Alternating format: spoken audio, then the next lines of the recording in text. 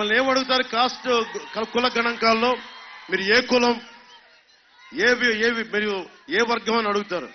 ఎవరన్నా సరే ఇక్కడున్న ఆడపిల్లల్ని కానీ, యువతని కానీ, అక్కడున్న యువతరాన్ని కానీ, మీకు ఏ స్కిల్ ఉంది? మీకు ఇష్టాలు ఏంటి? మీ ఏమి నేర్చుకోవాలనుంది? మీకు ఏమి నేర్చుకుంటే డబ్బులు సంపాదించాలని ఉంది? అది ఎవడన్నా సరే గణాంకాలు తీసుకున్నారమ్మా ఇప్పుడు దాకా? ఒక్క భారతదేశంలో ఒక్క ప్రభుత్వం తీసుకుందా? అది కూటమి ప్రభుత్వం చేసి పెడుతుంది మీకు. నన్ను చూడండి, నేను మీ అంత చదువులు చదువుకోవాలా. నేను కావాలని ఇంటర్మీడియట్తో ఆపేశా, ఇంటర్మీడియట్ డిస్కంటిన్యూ చేశా. ఎందుకంటే నాకు నచ్చలా, చెప్పే చదువుకి నాకు లోపల ఇంట్రెస్ట్కి సరిపోలా. అందుకని చదువును వదిలేశాను. కానీ నేను చదవడం ఆపలా, నేర్చుకోవడం ఆపలా. చిరంజీవి గారి దయ, మెగాస్టార్ చిరంజీవి గారి దయ, ఆయన పుణ్యమాని నాకు యాక్టింగ్ స్కిల్ ఒకటి నేర్పించారు. ఆ స్కిల్ నేర్పిస్తే ఎన్నో నేర్చుకున్నాను. నేను ఒక సినిమాటోగ్రఫీ నేర్చుకున్నాను, స్పెషల్ ఎఫెక్ట్స్ గురించి అవగాహన చేసుకున్నాను, స్క్రీన్ ప్లే గురించి అవగాహన చేసుకున్నాను, యాక్టింగ్ స్కిల్స్ నేర్చుకున్నాను, ఆర్ట్ డైరెక్షన్ గురించి అలవాటు చేసుకున్నాను, ప్రొడక్షన్ డిజైన్ గురించి అర్థం చేసుకున్నాను. ఇన్ని అర్థం చేసుకుంటే నేను కొత్త వారికి అవకాశం ఇవ్వగలిగాను. నేను ఒక్కడిని సినిమా తీస్తే రోజుకి 500 నుంచి 600 మంది అన్నం తింటారు, ఇంటికి డబ్బులు తీసుకెళ్తారు, ఒక్కడికి స్కిల్ నేర్పిస్తారు. అలాంటిది నేను నా జీవితంలో పెద్ద కోరిక, మా నాన్నగారి కోరిక ఏంటంటే, అరే కళ్యాణ్ గారు సరిగ్గా చదవట్లేదు, వీడికి మా నాన్న కోరిక నన్ను ఒకటే, కనీసం నువ్వు డిగ్రీ పాస్ అవ్వరా నువ్వు. నేను ఎట్లాగా ఎస్ఐకి వెళ్ళైపోయిన, కానిస్టేబుల్గా వచ్చి అసిస్టెంట్ ఎక్సైజ్ సూపరింటెండెంట్ రిటైర్డ్ అయ్యాను. నువ్వు కనీసం ఎస్ఐగా ప్రారంభిస్తే కనీసం నువ్వు డిఎస్పీగా రిటైర్డ్ అవుతారు. అదేరా నా కోరిక. మా నాన్న ఉంది. మా నాన్నకి నేను దురదృష్టం, నేను చేయలేకపోయా.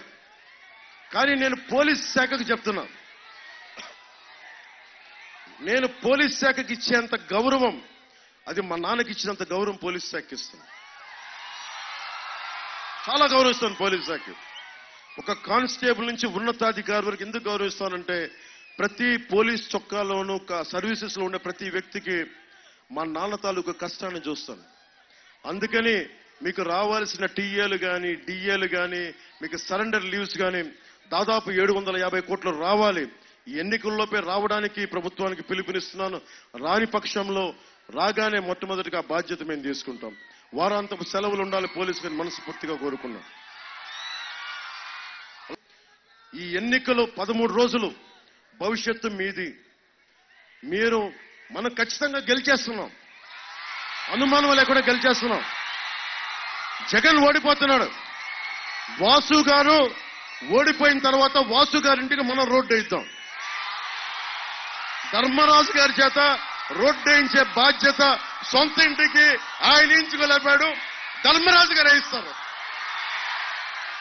పుట్ట మహేష్ యాదవ్ గారు మనకి కాంటూర్ సమస్యలు కానీ, లేదంటే కొల్లేటి సమస్యలు కానీ, యువతకు ఉపాధి అవకాశాలు కానీ, స్కిల్ డెవలప్మెంట్ సెంటర్స్ కానీ ఆయన్ని ముందుండి తీసుకెళ్తారని తెలియజేసుకుంటూ, నాకు ఇంత అపూర్వమైన అవకాశాన్ని ఇచ్చిన మా అన్నదమ్ములకి, మా ఆడపడుచులకి, మా అక్క చెల్లెలకి, మా యువతులకి, మేడల పైన మిద్దెల పైన ఉన్న ప్రతి ఒక్కరికి, ఆ మూల దూరాన అల్లంత దూరాన ఉన్న అన్నదమ్ములకి, ఆడపడుచులకి, అక్క చెల్లెలకి, పెద్దలకి, అందరికీ పేరు పేరు నా ధన్యవాదాలు తెలుపుకుంటూ సెలవు తీసుకున్నాను.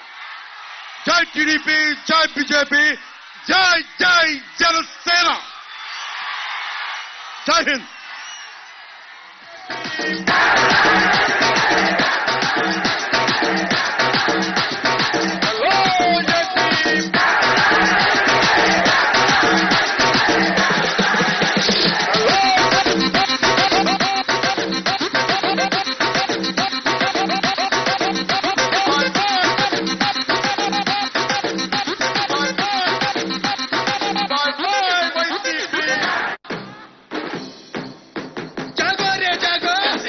జనతరంగమే యువతకు నేస్తాం.